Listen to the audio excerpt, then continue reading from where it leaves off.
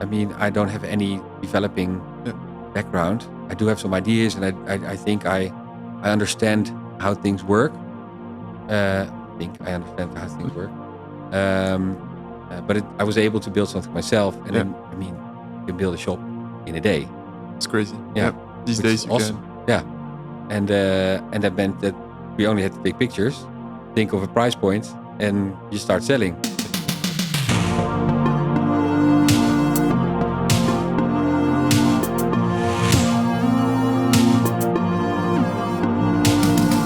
Joost, thank you for being here. Thanks. Thank you for coming all the way to Amsterdam. For the listeners that are actually listening and not watching, we are now in Amsterdam with Joost from Wildride. For those that don't know you, Joost, maybe you can give a quick introduction to yourself and to Wildride. Yeah, sure. Where to start? So I'm Joost. I have had an entrepreneurial background, I think. I come from a family of retailers, so it's always been there. The only thing is that my journey has been a bit different from others. Yeah. I started studying, didn't work out, so I started running a bar, and then from a bar to a tech company, from a tech company to a normal job, and then from a normal job finding an issue when I had my kids, which had me invent the Wildride. Yeah. And that is something that we started 2.5 years ago, and that we're selling globally currently. Yeah, awesome. And that's a bit of my personal background. I'm into sports. I do a lot of running, surfing. Nice. That's also why I live in Haarlem. I love to be outside. I love to be outside with my kids. And that's a bit about me. I'm 40 years old, by the way. I have 3 kids. And the kids are the reason why I found Wildride. Yeah. Is Wildride, the name, is it derived from the Wildride you had before Wildride? No. The Wildride was, I think one of my partners, Brit, thought of the name Wildride. Yeah. The name... Really cool name. Yeah, thanks. But the name, immediately when she put it down on a paper, the name stuck. Yeah, the name stuck. And after, 2.5 years further, the name really fits what we're doing. It is the Wildride. The thing is a Wildride. It's a nice thing. It's a really nice carrier to use. Yeah. But the ride that we're having is insane. I can imagine. Maybe just to zoom on the thing, just really quickly. For people that don't know what the product is. No. You are a mono product company today. Yeah. What does the product do? So let me start with the kid. Yeah. Because that's where it started. I live in Haarlem, walk on the beach a lot with my kids. And every parent will know that always halfway your kids will raise their arms and ask you, carry me. Exactly. Yeah. And that is exactly the point where you want to have a carrier with you. But most, without saying any bad words about our competition, but most belly or back carriers are quite comprehensive for the task that they have to do carrying your kid. Yeah. But there's a lot of, lots of extra stuff. A lot of extra stuff that you need to tie down to keep your kid inside. Yeah. So, and it's most of the time, it's something that you put your kid in and it's not going to get out. Yeah. And that is what kids don't want, because always halfway they raise their arms, you have to carry them. The moment that they're in the carrier, they want to be out of the carrier. And the moment that they're out of the carrier, they want to be back in the carrier. So that's genius. Nice. Thanks. So now when it started, it started with a strap that I brought from surfing. So I put the kids in there. Wasn't comfortable at all, but I didn't have to carry the kid anymore. And then I saw Brit, my business partner. She put her kid in a tote bag, a shopping bag. That's new. I didn't see that before. And then I thought, okay, if we can put the tote bag and the strap together, we have a product. Yeah. We tested it, and now it looks like a huge face mask if you just look at it. And you carry it sideways. You put your kid in, and it has a lot of things from, I don't know. I think people 30 plus will remember the garden chairs, the white garden chairs with Yeah. the little. That's what it has. It's like this. It has the seating in it. Yeah. And kids can sit in it, and it's a small thing. You can always take it with you. Yeah. It's a lifesaver. Definitely for those listening, I recommend looking at it on the website because it's indeed it's a new thing, right? So it's not there yet. Yeah. Yeah. It's awesome. And I'm curious, and on the looking back on how come you started this company. It started from a personal need, but did you then go out and you went to study marketing, for example? Or No. How did it happen? No, we didn't do anything. We had jobs, of course. Yeah. So but my whole life I have been into marketing-ish things, even in the bar. Okay. And Britt has a background in fashion. Yeah. Emily has a background in business. Well, business, but in sales, she's more sales-driven. Yeah. So I think the three of us fit together pretty well. Nice. And we just started testing it with friends. Yeah. I mean, they're not the right group to test it with, but everybody was quite positive. Yeah. So then we thought, okay, let's make 100. Yeah. And let's make That's how it 100 started. now turned into let's make, well, I don't know, 20, 30,000 a month. And that's where we are now. And that's why it has been quite a wild ride starting 2.5 years ago to where we are now. But I'm interested a bit in your background. You've mentioned the bar. Yeah, the bar. For me, that's is that a bar in Haarlem then also? No, it was in Groningen. Groningen, Yeah, okay. Groningen. Surf bar. No, just a normal bar like At the corner of the street. Just a normal bar with a lot of regulars. Yeah. A lot of beer. Nice. So you really had to sell people stuff. Yeah. And if I'm good at one thing, which I don't like to do it too much anymore, but it's selling. Yeah. I like to sell. I like to sell people an experience. Yeah. I like to make people feel at home. Yeah. Give them lots of beer. I give them lots of beer in the end, yeah, of course. Oh yeah, but that's the sales part, of course. But no, I like to have people back. So we had I think 80% of the people in the bar were regulars, and they and of course Groningen is a student city, so you have a lot of groups and I don't know commissions or whatever. They like to come to your bar, but it's always good to have a little bit more feeling with the people. And then again, Groningen is quite a crowded place with bars. Yeah. So you have to really stand out and offer something more than just being another bar where you can buy a beer. Yeah.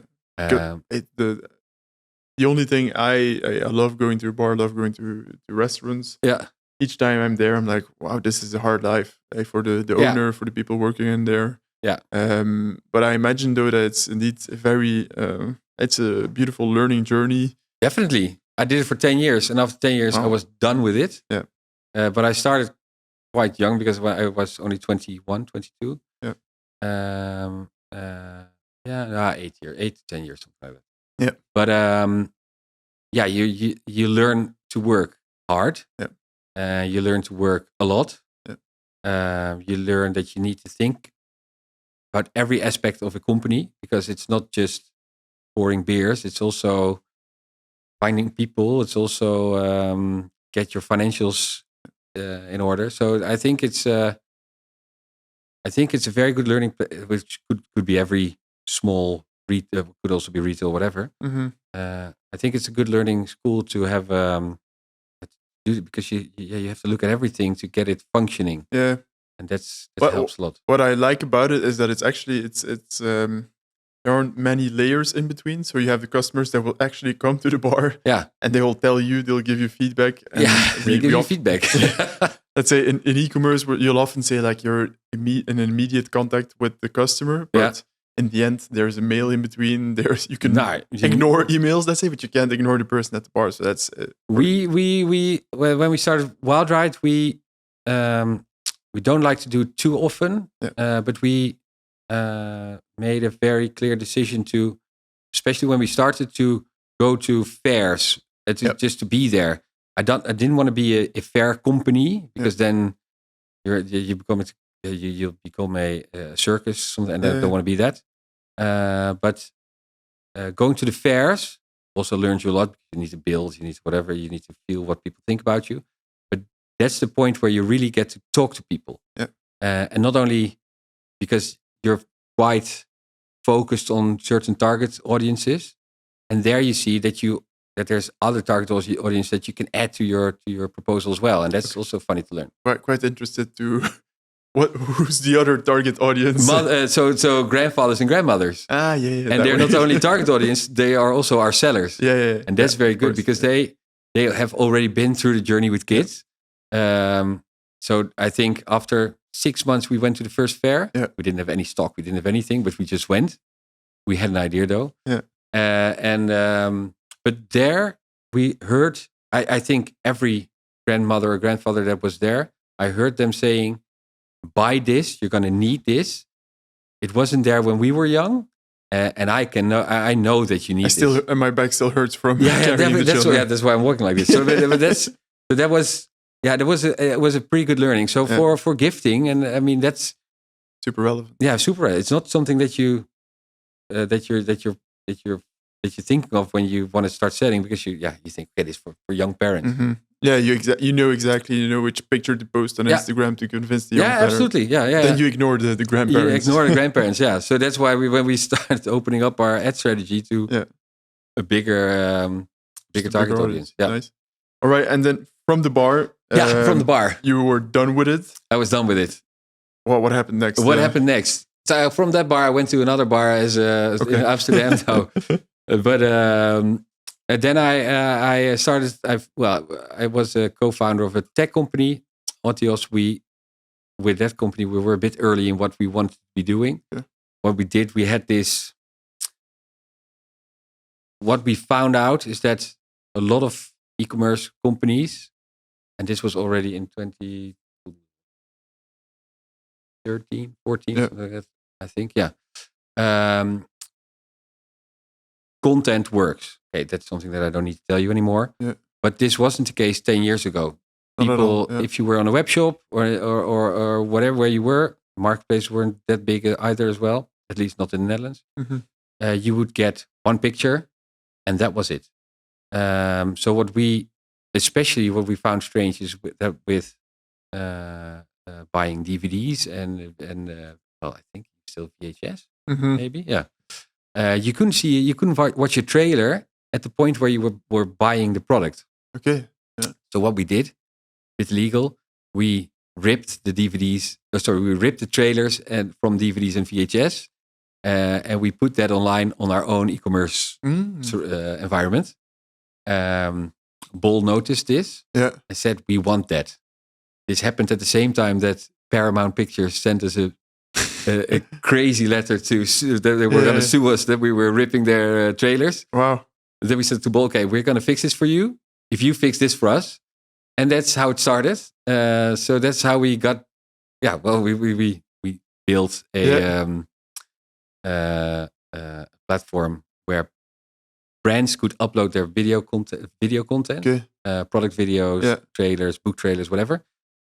We found out that there were already then huge amounts of videos for products, but they weren't they weren't there where you would expect them. Just not online. Okay, no, wow. Just not online. So Where were they? They were on the product page. So in the end, so they even didn't put it on YouTube. I don't know. Yeah. And then even still in 2014, 15, YouTube wasn't that. It was there, and you could watch videos, but it wasn't as specified as it is nowadays. And definitely not as the content wasn't as good as it was. So we built this platform. Brands uploaded their video content, tagged it with the EAN code, and then we wrote a piece of JavaScript that the moment you put the JavaScript on all your product pages, immediately all the content from our database was on the right product pages. Wow. Okay. Yeah. So we did this for Bol, Weekamp, Blokker, throughout the Netherlands, in Belgium as well. Crazy. We had some stores in Germany, UK, but we had this, but then you need to find a business or a proposal around it. Yeah. And that was quite hard. We did a few things, learning by doing. Yeah. I actually called 5,000 web shops in the Netherlands to test a proposition. Yeah.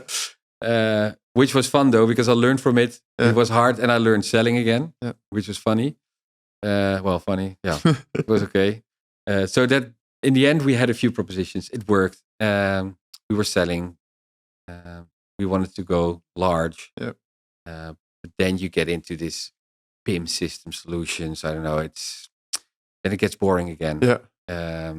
It's crazy complicated. It's crazy complicated. Yeah. And we had to get a lot of developers on board. Yeah. So it was fun, but it learned me a lot about tech and about marketing and just about online selling, online media. Yeah. Crazy. Yeah. It was a very good experience. I learned a lot. Well, your first touch points then, your first and many touch points with e-commerce then, I suppose. Yeah. Cool. Afterwards, I joined a because I didn't really study anything.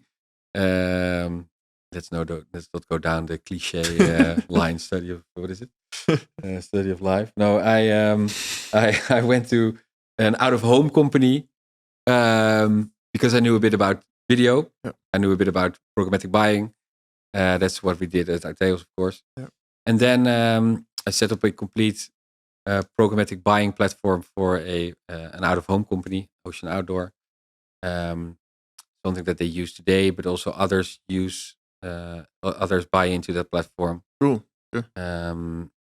So you went from bar to technology to publishing. Yeah. And then during my publishing life, we set that up. We set up a huge revenue management system. Set up this programmatic buying platform. You could we actually went as far as that you could buy futures in media. Okay. At a very low price. Yeah. It was crazy, but it was funny. I really liked it because it's a very old-fashioned publishing kind of way of publishing. Yeah. I mean, it's an old school world. Also, very old school. They still sell media in how do you call it? What is it? How do I explain this? They still sell media for a week. So if you want to advertise, you can buy a week. And nothing else. Yeah.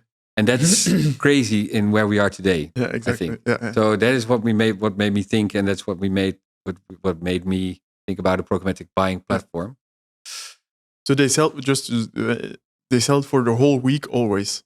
Yeah, that's standard. You can't say like I want to take that one day because that one day is super important for me in that location because I then can like target somebody real hard. Okay, that doesn't work. No, that does no. Well, it's a bit of both, of course, because if you go too specific in programmatic buying, I mean, you cannot really measure if the person is at a certain point where you want them to be. Yeah.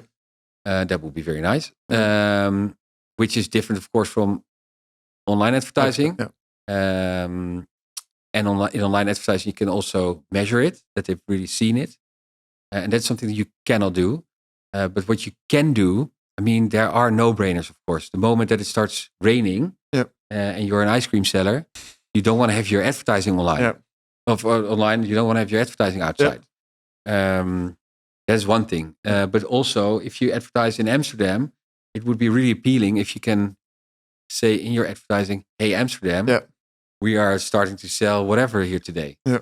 And that is something that we solved. Very cool. That is one thing. And then, of course, the revenue management thing is also interesting because then it gets more interesting to get younger brands like ourselves. Yeah. I mean, I don't have the budgets to, I do, but I want to measure it. Mm-hmm. But at some point, I above the line advertising is interesting. But I don't have the budgets to pay, I don't know, 10K a week for an out of home campaign. Yeah. So if you can offer cheaper campaigns in different or strange hours, I might be willing to do that. Yeah. So that's Ocean, and from there, then that's when I don't want to go down this road, but that's when the pandemic happened, and everybody got home, and I was home with my kids, and that's when I found the Wildride, and that has been a wild ride over the past 2.5 years. You encountered your partners by chance, or you knew them? No, so Brit is the wife of one of my oldest friends, which is makes it easier to. I still had to convince her of the thing, of course, of the carrier. Yeah. But she was convinced quite fast, especially when she put something together, and that's the nice thing. She can make stuff, and I can't make stuff. You can sell stuff. Yeah, I can sell stuff.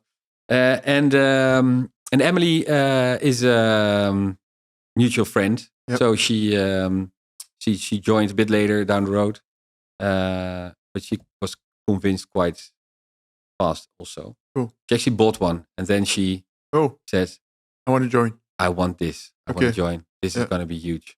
Nice. And that is, I think, that if you have someone that is already that good in what she's doing, and she wants to do that for you, together with you, of course, I think that's golden, because then overtuiging, the willingness, maybe the willingness is 100%. That's what you're looking for. You need to be in it together, and that's the only way how you can make it work. Did you you started during the pandemic? Then you created the product together with we launched somewhere after the pandemic. We're currently writing the pandemic out of our story. It's so much negativity around it. Definitely, if you say it looks like a big face mask. That's but the thing is that, especially if you, most people aren't watching, so you don't have an idea what I'm talking about. But if you look at it, that's what it is. But I can imagine. I see where that comes use from. is a bit different though, and because also you're quite close to your kids. So so we're writing that a bit out of our story, because it's too negative. Yeah, but you have the need, and the need is very clear.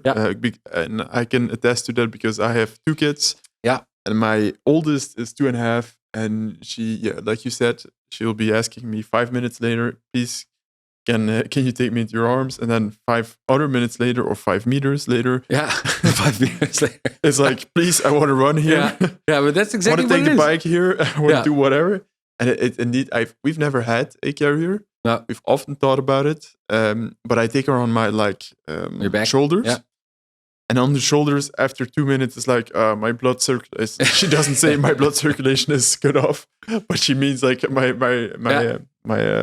legs start hurting. Yeah. So please carry me like you would, and then I start hanging, because she's already. And let me give you a bit. That's for the men listening. Yeah. We don't have hips. Oh. So for us, we do have hips, but they're not there. So it's quite hard. This sounds like an excuse. It's not an excuse. It's hard for men to carry kids, because you need to carry on your arm always. And women have the luxury of having hips. Yeah, I always see my wife. That's why we love women, of course. My wife, being like a bit more. They go in this very unergonomic. How do you call this? Position to carry the kids, which is also bad for your back and bad for your everything. I'm not going to say that our product is ergonomic or anything. It helps. It helps. It helps for 30 minutes to an hour, and that's what it is, and that's what you need. That's all that you need as a parent. Because you always have a kid, wherever you're cooking. I've seen videos of women doing makeup with the kid in the carrier. You always have these days that kids are just want to hang. Yeah, they just want to be with you. They want to be on you. They want to whatever. That's what it is. What's the age range? 9 months to 4 years. 9 months to 4 years. It's quite a big range. Yeah. My youngest is now 4 months old, so I'll be getting a Wildride pretty soon. Get you a Wildride. I brought one, but it's still in the car. So stupid. No, I'll be getting one for pleasure. Awesome. Yeah. But you had the idea. You created the product together with Britt. You started a Shopify store. Yeah, we started a Shopify store right away. We had, of course. I mean, I am an opportunist. Is that an English word? Yeah, I understand what you mean. I'm an opportunistic person, or I'm a very opportunistic person, and added to that, this is already what an opportunistic person does. But added to that, I see no risks what at all. Okay, which is not always good. But I immediately thought, especially after doing some tests with friends, this is going to be we can do something with this product. So we need to prepare to be bigger. Yeah. About sound a bit cocky. Not meant to be cocky, but it's. I completely understand. Yeah, so I you just want to be knew. ready if there is demand. Yeah. You want to be ready to offer Yeah. it to people. Yeah, definitely. So Yeah. we started. I mean, we did our research. We looked at Shopify, of course. Yeah. We looked at WooCommerce, those kind of solutions. But the thing is that you just want to you want to have something that is built to be used as an e-commerce platform. You don't want to have something that's built to be a blog or whatever, which has the options to make To sell something. Yeah, to sell something. That's not what on we're the doing. side. On the side, yeah. I'm blogging and I'm selling this gear. That's what other people do, but that's not what we're doing. So no, we decided, and of course, I mean, I don't have any developing background. I do have some ideas, and I think I understand how things work. I understand how things work. But I was able to build something myself, and then I mean, you can build a shop in a day. It's crazy. Yeah. These days you awesome. can. Yeah. And that meant that we only had to take pictures, think of a price point, and you start selling. Yep. And then you open an Instagram account, of course, which is also pretty That's the next important. step. That's the next step. Or was that the first step? I think it was the first step, actually. Yeah. And then we needed something that we could sell our product through Instagram. Yeah. No, I think it was all simultaneously. And Brit, of course, with her fashion background, knows everything about how to take pictures. Yeah. Cool. We quite soon found out that shooting pictures with iPhones is not the best thing to do, even though videos are great to do with iPhones. But like real campaigns, that's not. Doesn't look too good. No. And then, so that we moved to Shopify. Yeah. And that we're still there.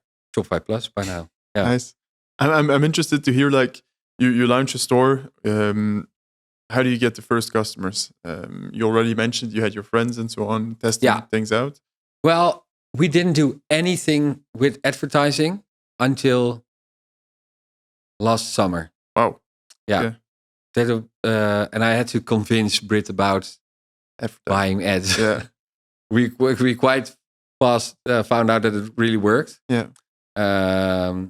But back to the beginning, and that is something that we're still doing, and which is, I think, we found it's sort of a golden triangle of which works for us and which touches everything that we're doing. So what we started with is we built it, started pushing on Instagram and LinkedIn, of course, which got us some traffic, not much, but it worked. And then we started reaching out to influencers just on a personal level. Yep. From your account. From our personal accounts, and that worked. Yeah. And the thing is, and we didn't reach out to the bigger ones, just small, just micro influencers. People you liked. Yeah, no, I don't like all the mothers that are out there, but sorry. No, I like all the mothers that are out there, but I'm not, not per se. Not per se. No. We'll cut it out. No? Yeah, you have a lot of beige mothers. No. We just started reaching out, micro influencers, 2 to 5 to 10,000 followers. Yeah. Even 10,000 felt as a lot already. And that worked perfectly because they are right in the center of their own target audience. Yeah. They have relevance because they are momfluencers. They are telling about stuff that you can buy for your kids. Most of the time, clothes or shoes or whatever, or tools like our carrier. And that worked, and that brought us through the first year, and then into the second year, and that's where we said, okay, this is our next point. We need to do something extra to keep growing, because you get at this sort of a flat line that you want to change. Yeah. That's when we started using ads. That's when we started seeing that our sales, of course, grew. And we still had a job as well, so that was also something. Okay, yeah. Only last September we quit. So that was no, not this September, but for a year now. Yeah. So we grew, and that triangle of our own platform together with influencers and advertising, it's just an accelerator because every time that you you push into a new region or a new target audience, you get new influencers who reach out to you, who you then gift a carrier. So you mean like you start advertising in, for let's say, just for the sake of it, Paris. And people from Paris, influencers, start reaching out. Please, I love this product. Let me get a discount, or let me get it for free, and I'll push it towards my audience. Definitely. And then on the third point, we have customers who, because not everybody is buying online. People are online. People are in Instagram, but not the rest. The rest of Europe is not as far in online or in e-commerce as we are in the Netherlands and Germany, or Netherlands and Belgium. Of course, Belgium also. Okay, but it's a no-brainer. So it's our own language, and it's we see it as our home market. But Germany is not there yet, not as far as we are. Or at least that's how it feels like. So people still are very keen to buy in their stores, the stores that they know. So they go to the store and they say, "Hey, I want to buy a Wildride. Why don't you have it?" And that's how retailers reach out to us. So that's when we had to shift from just B2C, also adding B2B to the. Maybe we're going a bit fast, but to our entire environment. This, I think, it's a very healthy way to grow. When did you onboard the first retailer then, or the first B2B? Our first retailer was quite soon, right after the first exhibition or fair that we did. But it still is. It's a lot of work. I mean, we were then with the two of us. Emily was just onboarding, and then so you have. Again, we still had a job.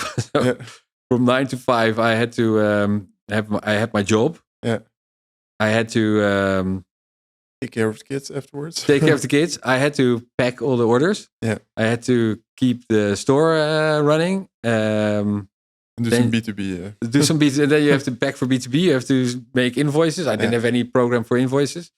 So customer care also. So there was a lot on our hands. So back to where we were.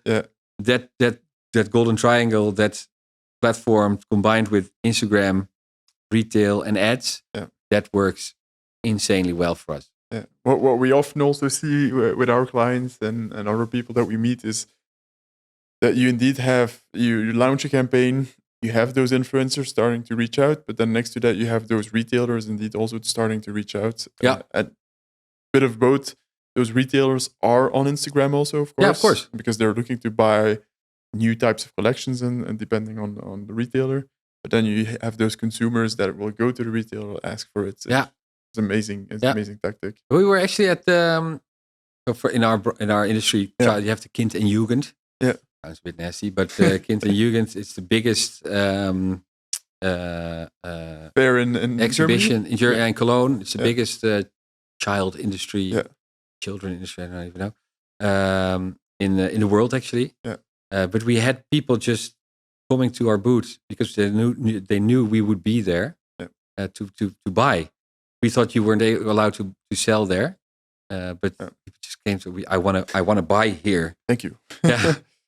So that's and then you start to your growth is funny because then it changed a bit. It changed a bit from being just B2 or D2C or whatever we call it, to actually becoming a more old-fashioned brand, which is funny. But that makes you think again, okay, how can we help ourselves, but also our resellers? And that's why you mentioned mono products at the beginning. We were already at the beginning, okay, are we going to add multiple products? So we had that in our mind for quite some time. And then being a D2C or B2C company, we learned that being a mono product company is fine. But we need a bit of upsell. So how are we going to help ourselves, which also helps our resellers? And that's why when we started adding products to our mono product. And that is something that retailers also like, because they like it when you think for them to create more money in the basket. I'm indeed curious because that's a whole other dynamic, but probably fairly similar. Retailers ask you to add more products because they can give you more shelf space. And if you have more shelf space, I'm saying shelf space, but Yeah. visibility. Yeah. Because if you only have one product, then it's harder to. I don't know. And I think that is something that we do not do, and that we. I won't say what we never do, but what we did, a very important piece that I forgot in the story, is that we developed the product, we designed it, we tested it, it was good to go, and then we quit. We didn't quit, of course, but we quit further development on the carrier itself. And we said, okay, what is missing in fashion in child industry? And that is fashion. Okay. Just walk into any child store that you can think of. Everything is beige, brown-ish. I don't know. It doesn't matter. It is always a bit simple, boring, simple. Boring, And that's when we said, okay, that is something that we're not going to do. Of course, we're going to serve the people that want that. But we are going to add fashion to our product. So we have quite a broad spectrum of colors and other things. Also in pricing, so everybody can buy the carrier. It starts at $79 up to $149, which is more expensive, but it's all in the fabrics. But this offers resellers also the chance of getting more shelf space, but to offer a nice spectrum of carriers and colors. And besides that, it's more add-ons to the carrier itself. So it's a slide-on bag. It's a cuddly toy. It's something to keep the kids going, to take your phone or your keys with you. And that gives the reseller the opportunity to have a larger basket. Tell a broader story, maybe help the clients even better than definitely today. That's what it is. It gives you the opportunity to not just buy the carrier, but you want to have the carrier with the pouch. And altogether it's €100. That's better for both. I'm interested in maybe diving a bit deeper. For those that don't know, it actually went really well. Like the whole thing, like it's going as of today. Let's touch some wood here, but it goes really well. What do you believe was actually the key, and how do you want to proceed or dive harder or dive deeper on it? Is it the triangle you spoke of, let's say? Yeah, of course. So I think that is something that we're not going to copy. We try to copy it into new regions, new countries. I mean, we are rolling out as we speak we started in the UK already. In Scandinavia. Coming weeks, we're going to France, Italy, Spain, Portugal. We're starting in Japan in 2 weeks, which is also very nice. We try to keep in every level. So we that triangle was what I was talking about. We want to keep up that level of advertising. So nice pictures, nice videos, how to use videos, whatever to reach out to your customers. But we also try to keep hold of the retail where we are situated. So for example, in the Netherlands, I mean, you can choose to go to every reseller. But we're choosing the more, not high end, doesn't need to be high end, but just a store where they can tell a story about the product. And in the end, it is in the Netherlands, it's Bijenkorf, but it's also Baby Park. And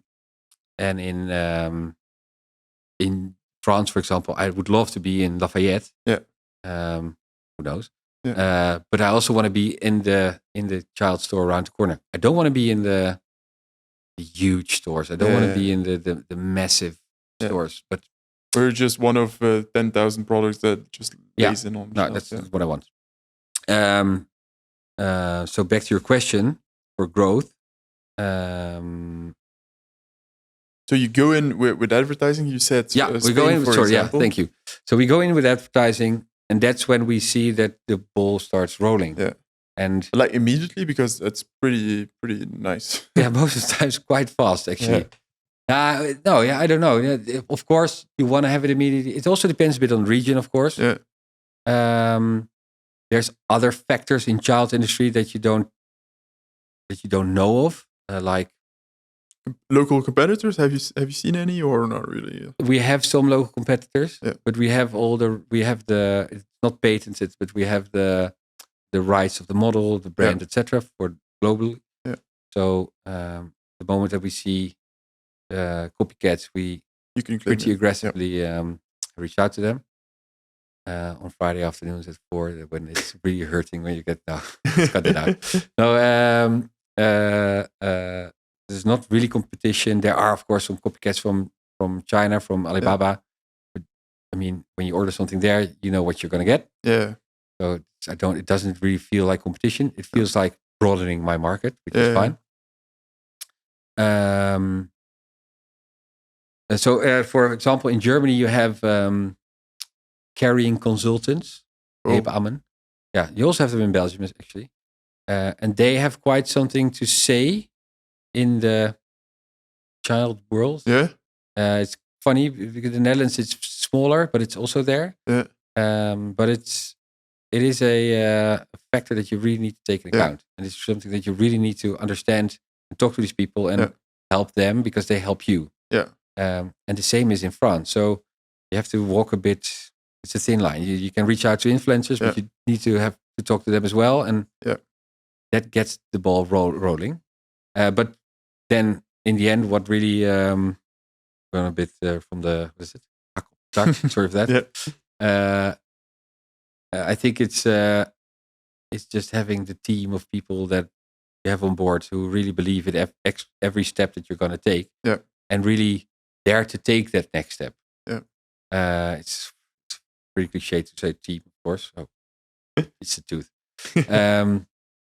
No, it makes a lot of sense. Of course, you need to have the support, and you need to enable this growth. And the confidence of going into a market, and also the confidence. I mean, what I said earlier about the numbers of carriers that we're ordering, it's also the first kilometer of fabric that we bought felt crazy. Yeah.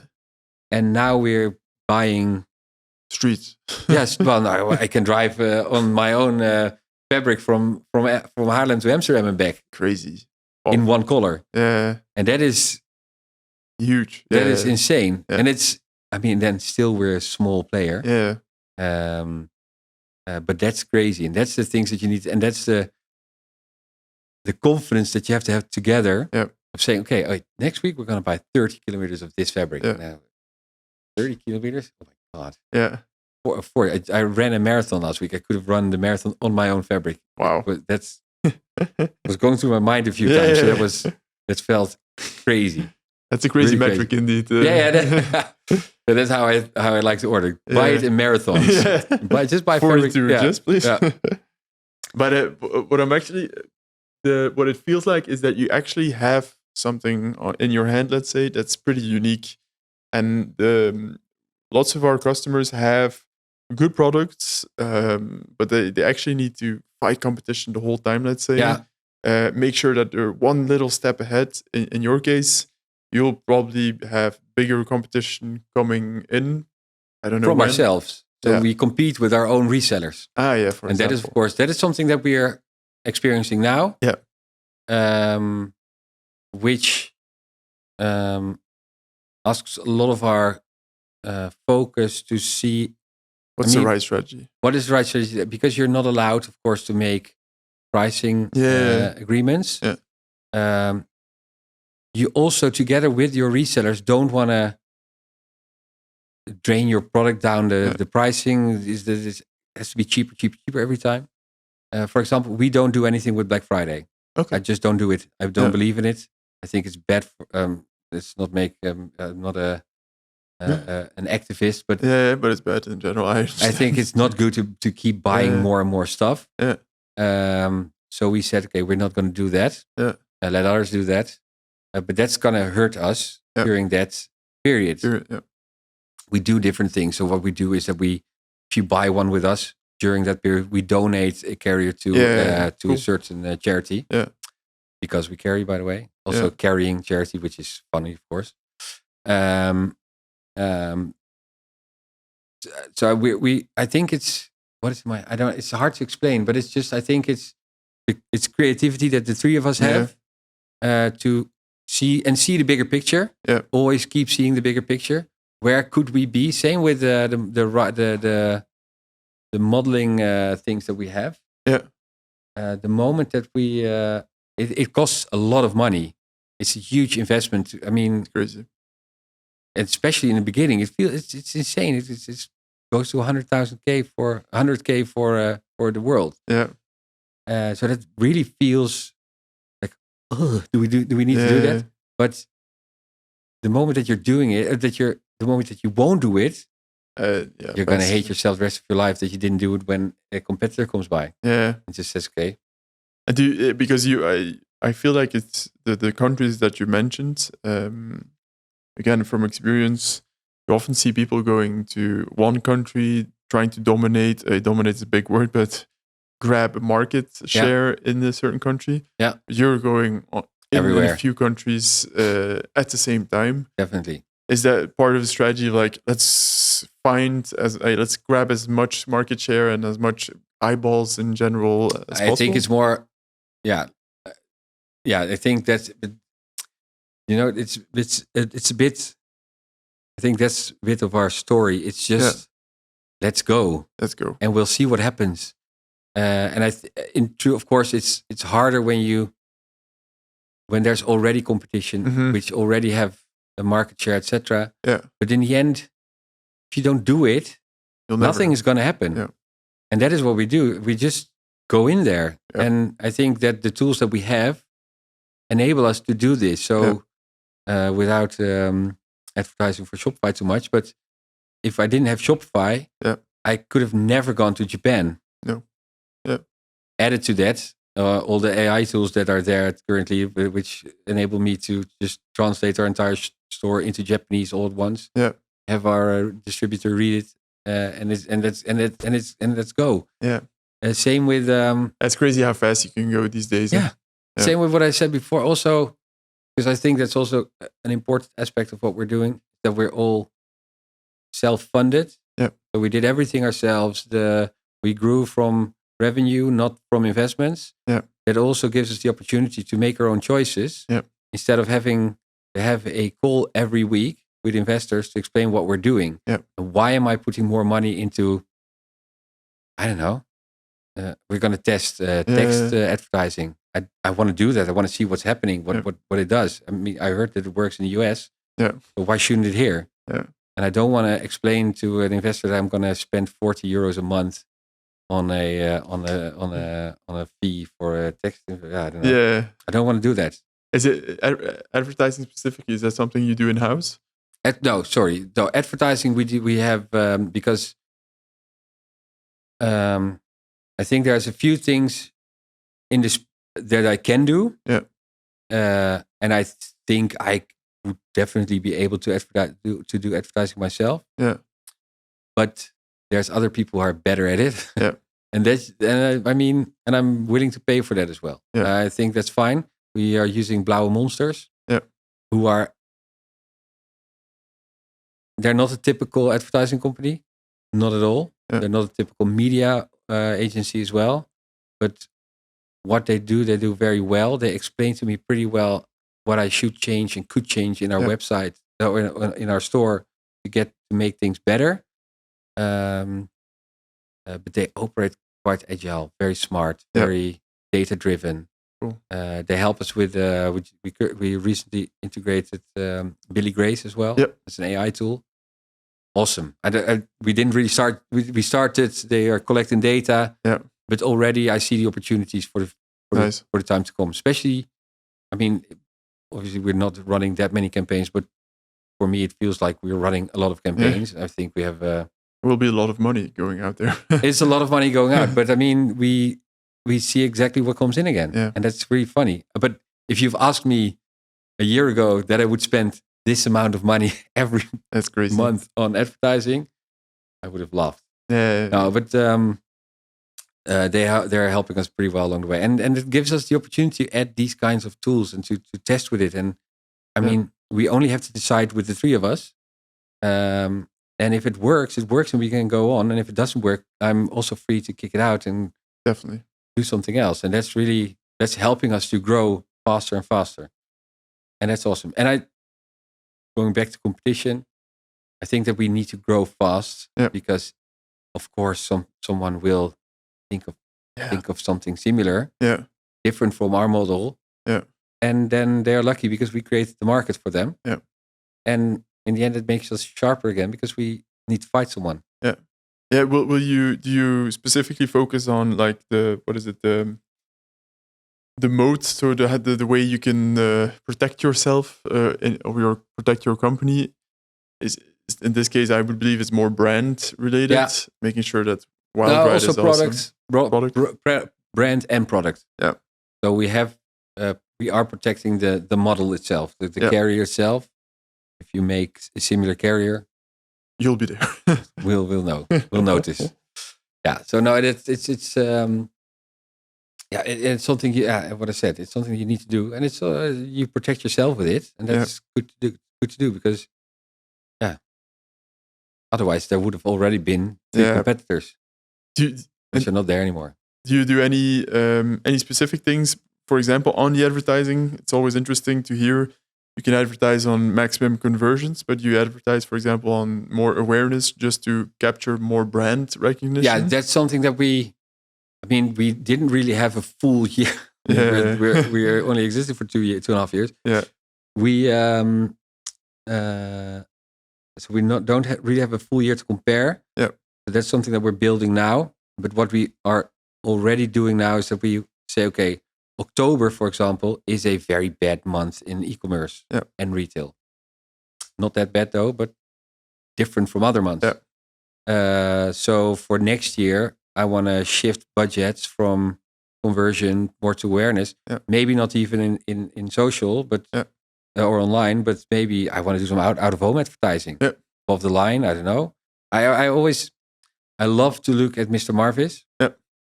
And we're not in their space, but I love their way of thinking about advertising. It's a beautiful example. They're out there on television screens, on out of home screens. They're everywhere. I love it. If I can do that, I would do the same. I think our target audience is a bit more niche, but if we can find that space, then I would do that in that space always. And as a salesperson, I know there's always deals that you can make. I think the CAC and so the acquisition costs are just rising in general, and so it's super interesting to start looking at other things than online because we're making Meta rich, of course, and rich enough. No, that's definitely absolutely true. So we really need to look at other ways of reaching out to people, and if that means that I have to go to an expo every week, I don't know if I do that, but that would be an option then. Awesome. Well, I know you're a bit limited in time also. So maybe I'd like to ask the last question around what is something you'd like to share to the audience, people who are building out their e-commerce as we speak. That you definitely recommend a book or maybe just a lesson that you've learned along the way. Well, I think the most important lesson, but I just said it already, is try to do it from your own budget. Don't look at investors because they're gonna make it harder, and that's not what you're doing. There's a reason why you started entrepreneuring, and that is, I hope at least, that for me at least, that I can go to the gym every morning, and I don't have to talk to a manager to ask a manager if I can do that. So that is for me a very important lesson that I've learned. Because you had both. You had the tech startup was well funded, and then you had this one. That's in the tech startup which was well funded, and it was a different ride. And this is again a different ride, but a wild ride. You had to say it. Of course. I always say, enjoy your wild ride. It's also very nice to say. Okay, so that is one lesson that I've learned, and I actually saw it downstairs here. I saw someone talking to his investor why a deal wasn't falling yet, and I thought, oh my god, I never want to do that again. I wanted to pull him out of there and said, stop this, stop this thing, find something else. Go. So that is a lesson, and furthermore, the great thing now is that there's so many tools, so many opportunities that you can do. Costs much less. Yeah, I won't call names, but I talked to some friend of mine, and he has been building a e-commerce store already. I think that he's building it for 5 or 6 months already. Yeah. I said, dude, why didn't you just go live Yeah. 4.5 months ago? Why didn't you just go? I mean, you could have sold stuff.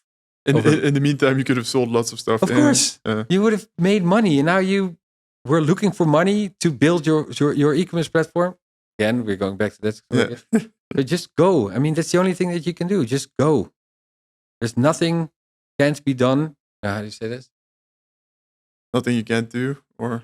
Ja, nou, wat niet kan is nog nooit gebeurd. What you can't do never happened before. Yeah. So, awesome. Just go outside and start selling. Nice. It's the best thing that you can do. Best lesson there is. Yeah, I think so, yeah. It's hard though. It's exciting. I mean, you need to be a bit positive. You have to have a positive mindset too. Yeah. But pick up the phone. Just pick up the phone and start selling. That's the easiest thing that there is. And if you've done that, I don't want to sound like Jordan Belfort from the Wolf of Wall Street, but I mean, in the end, it's just it's that simple. Yeah, it's crazy. And find the need, and that's what we did. We found the need and just started selling. Because that's what I feel after this conversation is exactly what you did really well. Is actually find that need, identify it, create a great product, and then do the golden triangle. Let's say, and that's amazing. Yeah. Thanks. That's awesome. The golden triangle. Yeah, okay. Thank you very much. No, thank you very much. I really liked it. Yeah. I was a bit excited about this, but the setting is very nice, actually. Awesome. Yeah, for people looking.